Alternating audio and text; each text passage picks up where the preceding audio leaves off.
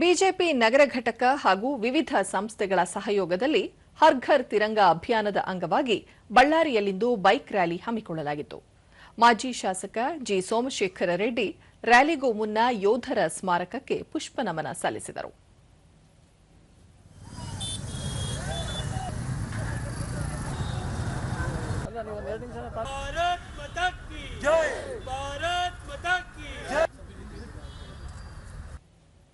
ಬಳಿಕ ದೂರದರ್ಶನದೊಂದಿಗೆ ಸೋಮಶೇಖರ ರೆಡ್ಡಿ ಸ್ವಾತಂತ್ರ್ಯೋತ್ಸವದ ಸಂಭ್ರಮದಲ್ಲಿ ಪ್ರತಿ ಮನೆಗಳ ಮೇಲೂ ತ್ರಿವರ್ಣ ಧ್ವಜ ಹಾರಿಸುವ ಮೂಲಕ ದೇಶಪ್ರೇಮವನ್ನು ಮತ್ತಷ್ಟು ಗಟ್ಟಿಗೊಳಿಸುವ ಅಗತ್ಯವಿದೆ ಎಂದು ಹೇಳಿದರು.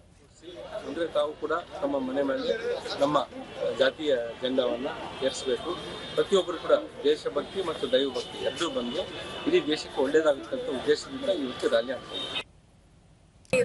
ಮಹಾನಗರ ಪಾಲಿಕೆ ಸದಸ್ಯೆ ಸುರೇಖಾ ಮಲ್ಲನಗೌಡ ಪ್ರಧಾನಿ ನರೇಂದ್ರ ಮೋದಿ ಅವರ ಕರೆಯ ಹಿನ್ನೆಲೆಯಲ್ಲಿ ಹರ್ ಘರ್ ತಿರಂಗಾ ಅಭಿಯಾನವನ್ನು ಹಮ್ಮಿಕೊಳ್ಳಲಾಗಿದೆ. ಈ ಅಭಿಯಾನದಲ್ಲಿ ಪ್ರತಿಯೊಬ್ಬರು ಪಾಲ್ಗೊಳ್ಳಬೇಕು ಎಂದು ತಿಳಿಸಿದರು. ಒಂದು ಒಳ್ಳೆಯ ಸ್ವತಂತ್ರವನ್ನು ತಂದುಕೊಟ್ಟಂತ ಯೋಧರನ್ನ ನಮ್ಮ ದೇಶವನ್ನು ಸ್ಮರಣೆ ಮಾಡಬೇಕು ಅನ್ನೋ ನಿಟ್ಟಿನಲ್ಲಿ ಎಲ್ಲರಿಗೂ ಈ ಒಂದು ವಿಷಯವನ್ನು ತಿಳಿಸಿದ್ದಾರೆ.